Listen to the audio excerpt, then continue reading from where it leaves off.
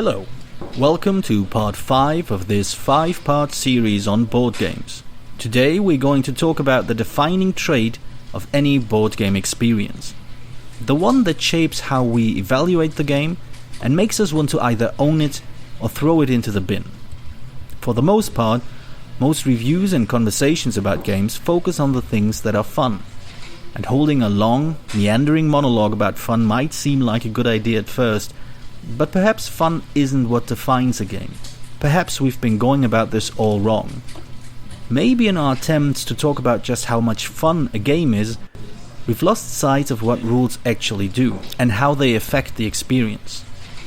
Simply put, rules codify frustration. They, for lack of a better word, are frustration. Now when I say that, I'm not talking about frustration as a fancier word for rage. This isn't about that barely contained outburst of anger and expletives that may overcome a player during a particularly heated game of, well, there's supposed to be a jokey mention of a game here, but it's rather difficult to name a game that is decidedly non-frustrating. A game where no matter who you are, your choices will produce something valuable to you. That as long as you do what the game wants you to do, you will get a treat. But games aren't Skinner boxes. There will always be somebody who will reject the game because their experience with it either led to anger or long stretches of boredom. I would argue that this reaction is due to rules frustrating us in ways that we as players are either not accustomed to or not even particularly good at handling. Rules are frustrating in the sense that they put obstacles in our path to whatever task the game asks us to deal with. They frustrate us by putting arbitrary restrictions on what we do. They forbid us from taking the easy path to victory, points, or they simply deny any connection between one action and the consequence we'd like it to have. While many rulebooks these days generally opt for a positive or maybe prescriptive language in how to play the game, and that they instruct players to do one thing, which necessitates them doing another thing right afterwards, some occasionally still fall back into openly banning specific actions. Phrases like, "You may never have more than 5 cards in your hand," or "You cannot place another worker on this spot if it has already been claimed." This isn't a criticism, but an indication that rules are placing limitations on our interaction. And limitations are, by definition, frustrating. If you don't believe me, just tell a 4-year-old that they can't have chocolate after brushing their teeth. See what their response will be. So fine, a slight semantic shift to align game rules with frustration. Sure. But what's the point? Think back on all the unexpectedly bad reactions your friends have had to specific games. Think back on all the universally praised games that fell flat with your gaming group. Think back on all the reviews you've read in which an otherwise calm and collected reviewer completely flipped their lid over the awfulness of a game. If we look at rules as a way to codify frustration, all these reactions are far less puzzling and unusual. These reactions don't necessarily come down to a difference of taste and the unknowability of what people like or dislike. They can be traced back to how familiar and how capable players are handling certain types of frustration. A game that keeps me from what I want to do, what I assume I should be able to do, or worse even, a game that keeps me from the experiences I turn to board games for, is going to frustrate me. Maybe even to the point of enraging me to write one of these scathing reviews full of colorful language and expletives you wouldn't use in polite society, like Belgium, pardon my French. Take a game like Hanabi, winner of the German Game of the Year Award 2013. A simple little card game that frustrates you in a great number of ways, of which I will just mention 2. First, it keeps pivotal information from you during the game, namely the color and suit of your hand.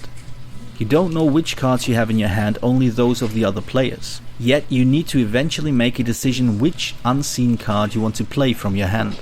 The other way in which the game heaps frustration on players is by putting draconian limits on the flow of information among players. In theory, absolutely no communication is allowed outside of naming the color or the suit of a card and all its copies in a player's hand.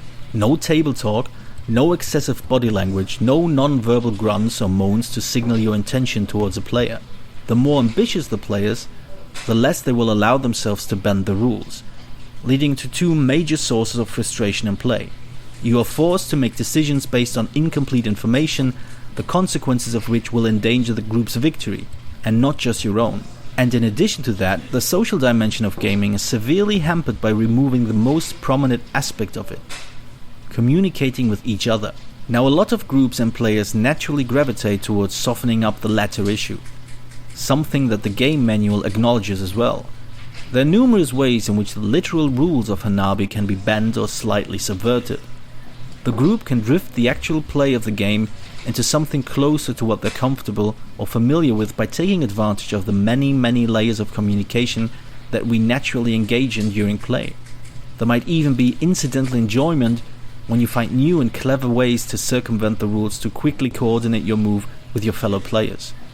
It does admittedly make the challenge of the game somewhat toothless, and that may or may not be a price your group is willing to pay. The first point, though, wherein the game refuses to give you the necessary information to make an optimal choice, is hard to sidestep without outright breaking the game's rules, which will already not sit well with a sizable number of gamers. Giving away this much control over the outcome of a decision appears to be deeply upsetting to people who think of themselves as skilled strategic players. But that's not all. Hanabi also implicitly puts group pressure on the individual player. If you play the wrong card, it's bad for everyone. Hanabi being a cooperative game after all, which in itself is something not everybody feels comfortable with. Notice just how many players are all too willing to hand over responsibility for their actions to other alpha gaming quarterbacking players, or how often a player puts their decision up for a group vote. These are all ways in which people have learned to deal with difficult situations. They are ways in which possible future frustration is either softened or outright avoided by giving up responsibility for the outcome of your decision. Hanabi does not allow you to do that. Even worse, it puts the spotlight on you when you have to play a card and you are immediately judged by your peers for it. That is the kind of frustration not every group knows how to soften and not every player knows how to handle. So it shouldn't come as a surprise that some people do not see Hanabi as a tiny brain-burning package of cooperative playfulness, but instead as an impenetrable monolith of frustrations. You don't get to do what you want, and when you do, the game falls apart.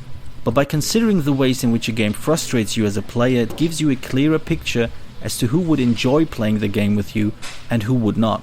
Moreover, it can explain why some well-regarded games seem so alien to us in their attempts to entertain. Those odd games that set out to be fun, yet instead choose to frustrate us in a way that seems to obliterate any potential for enjoyment. But then frustration and fun are really just two sides of the same coin.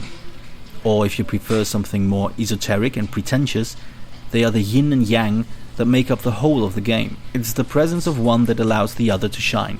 A game that frustrates us in just the right, familiar and easily handled way will appear to be purely about fun. We barely recognize all the ways in which we are slowed down. Inversely, when rules set themselves up in all those areas we're not used to them, when they intrude on aspects of play we take for granted, we struggle to see just what's supposed to be fun about it. In some cases, this sudden overload of frustration leads us to utterly, irrevocably reject games as complete failures, a response which I would suggest accounts for quite a few vitriolic and uncommonly scathing reviews. This leads us to the end of this semester at Perfect University. I hope you've enjoyed this lecture series, and if not, I hope it made you mad enough to start arguing, posting, or even designing games to prove a point. Thank you. That is all.